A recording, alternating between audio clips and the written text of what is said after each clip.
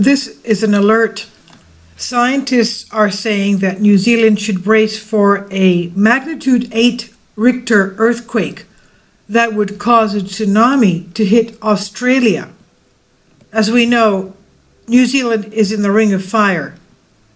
It's surrounded by volcanoes and, of course, earthquakes. Over 90% of this geologic activity in the world happens in this Ring of Fire, which has been very active lately, even the hot spot of Hawaii and Kilauea. And New Zealand's South Island could be hit, they say, by an 8.1 magnitude earthquake, thus causing tsunami waves powerful enough to hit Australia. This is what the researchers are warning of. This is a detail by Joe Gamp on Express UK. What would be causing this would be the terrible Alpine fault line, which runs 310 miles up the western side of the South Island. It's historically produced powerful 8.1 magnitude earthquakes roughly every 300 years.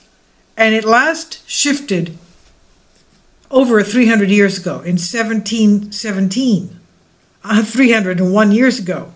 Scientists at the Bureau of Meteorology, based in Melbourne, Australia, said the earthquake could hit this year.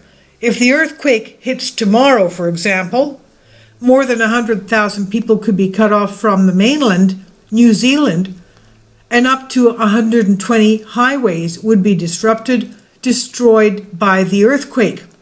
And we have images here.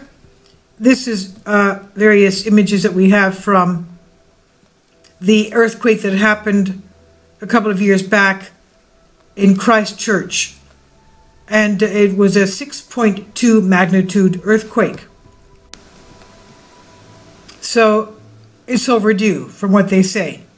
If the earthquake hit, 100,000 people could be cut off. Highways would be disrupted and destroyed, and the scientists estimate that after studying data from the Kaikoura quake in 2016, this is what they've concluded. A tsunami could crash into the eastern coast of Australia and create further destruction. The tsunami could hit the most built-up and populous areas of Australia. As we know, all of these cities are on the eastern side. Cities such as Sydney, Melbourne, Brisbane, Canberra are all located on the east coast, and southeast is Adelaide as well. Hobart on the island of Tasmania could also be hit in the direct path of a tsunami if seismic activity hits this alpine fault, according, of course, to the geologists. In the New Zealand Journal of Geology and Geophysics, Dr. Phaedra Upton wrote, "There will be a similar earthquake soon." In fact, the last great earthquake occurred over 300 years ago, and the average recurrence for such events is less than 300 years. Now, the tectonic plate in the area produced an 8.1 magnitude rupture over the past 8,000 years, the scientists say, and the last one, as they said, was in 1717.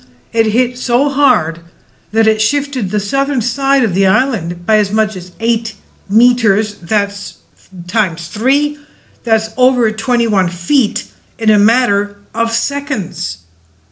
Mrs. Upton wrote in the paper that continued researching into the deadly Alpine fault could help the country understand when the next huge quake will strike this area.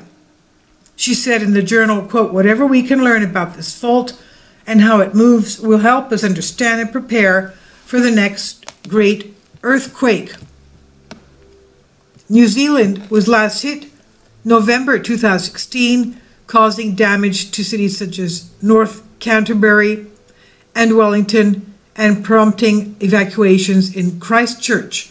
It measured a 7.8 magnitude in Kaikoura on the South Island, with researchers using the disaster to measure future potential quakes in the region, the devastating consequences of a major force quake rocking this area. And as we know, in 2011, the city of Christchurch was leveled by a powerful magnitude 6.2 quake that killed 185 people. The city was totally decimated with parts of the city still being rebuilt today.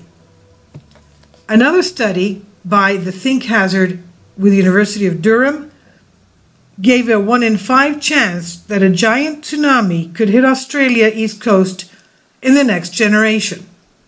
The study was conducted by the university's Tom Robinson, input from GNS Science and Victoria, Canterbury and Otago universities, and it said that the potential damage to roads, highways and infrastructure would take up to 6 months to fix, using the devastation of the 2016 earthquake as a guide.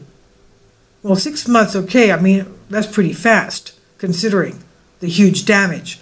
Dr. Robinson said, examining the response to the Kaikoura earthquake is a useful analog to highlight valuable lessons that can help with planning.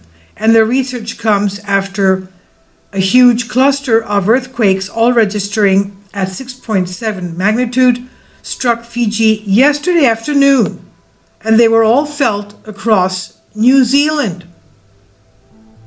And this is September 11 article. I'll leave a link below for you for this.